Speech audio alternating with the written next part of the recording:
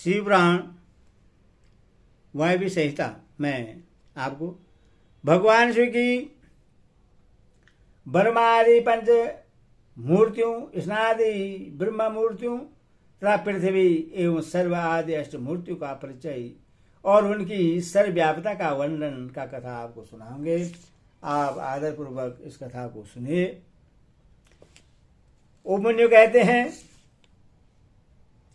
श्री कृष्ण महेश्वर परमात्मा शिव की मूर्तियों से यह संपूर्ण चराचर जगत किस प्रकार व्याप्त है यह सुनो। ब्रह्मा विष्णु रुद्र महेशान तथा सदाशिव, ये उन परमेश्वर की 5 मूर्तियां जाननी चाहिए जिनसे यह संपूर्ण विश्व विस्तार को प्राप्त हुआ है।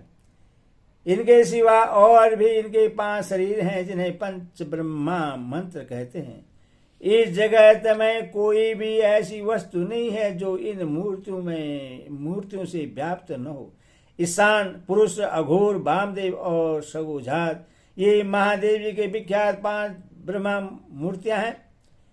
इनमें जो ईशान नामक उनकी आदि श्रेष्ठ मूर्ति है वह प्रकृति की साक्षात भोक्ता क्षेत्रज्ञ को व्याप्त करके स्थित है। मूर्तिमान प्रभु शिव की जो तत्पुरुष नामक मूर्ति है वह गुणों के आश्रय रूप भोग अव्यक्त प्रकृति में अधिष्ठित है। पिनाकपाणी महेश्वर की जो अत्यंत पूजित अघोर नामक मूर्ति है वह धर्म आदि 8 अंगों से युक्त बुद्धि तत्व को अपना अधिष्ठान बनाते हैं। विधाता महादेव की वामदेव नामक मूर्ति को आगम वेदा विद्वान अहंकार की अधिष्ठात्री बताते हैं। बुद्धिमान पुरुष अमित तेजस्वी शिव की सगुजात नाग मूर्ति को मन की अधिष्ठात्री कहते हैं। विद्वान पुरुष भगवान शिव की ईशान नामक मूर्ति को स्वर्णेन्द्रीय वाणी शब्द और व्यापक आकाश तत्व की स्वामिनी मानते हैं। पुराणों के अर्थ ज्ञान में निपुण समस्त विद्वानों में महेश्वर की तत्पुरुष नामक विग्रह को त्वचा, हाथ, स्पर्श और वायु तत्व का स्वामी समझा है। मनीषी मुनि शिव की अघोर नामक मूर्ति को नेत्र, पैर, रूह और अग्नि तत्व की अधिष्ठात्री बताते हैं। भगवान शिव के चरणों में अनुराग रखने वाले महात्मा पुरुष उनकी वामदेव नाग मूर्ति को रसना, पायु, रस और जल तत्व की स्वामिनी समझते हैं तथा सगुजात नाग मूर्ति को वे घाड़ेन्द्रीय, उपस्थ, गंध और पृथ्वी तत्व की अधिष्ठात्री कहते हैं। महादेवी की ये 5 मूर्तियां कल्याण की एकमात्र हेतु हैं।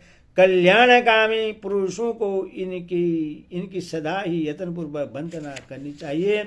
उन देवादिदेव महादेव जी की जो 8 मूर्तियां हैं तत्व स्वरूप ही यह जगत है। उन 8 मूर्तियों में यह विश्व उसी प्रकार ओतप्रोत भाव से स्थित है जैसे सूत में मन के पिरोए होते हैं।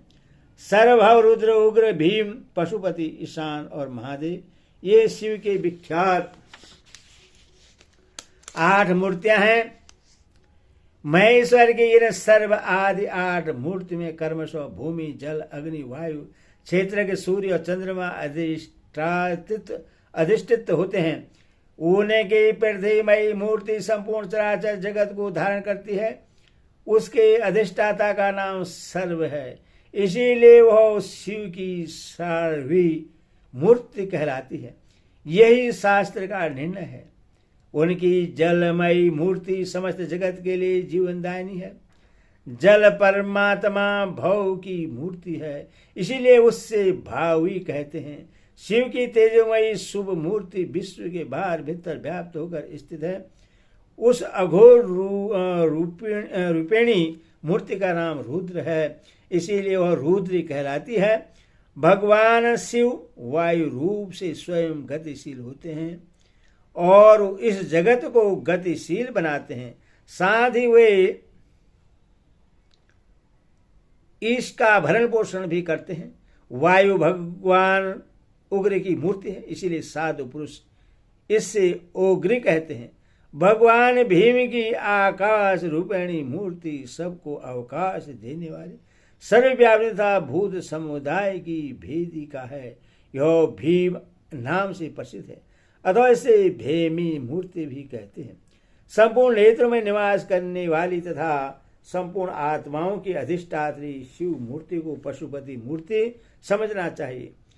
वह पशुओं के पासों का उच्छेद करने वाली है। महेश्वर की जो ईशान नामक मूर्ति है वह दिवाकर सूर्य नाम धारण करके संपूर्ण जगत को प्रकाशित करती हुई आकाश में विचरती है, जिनका किरणों में अमृत भरा है और जो संपूर्ण विश्व को उस अमृत से अप्लावित करते हैं। वे चंद्रदेव भगवान शिव के महादेव नामक विग्रह है, अथवा उन्हें महादेव मूर्ति कहते हैं।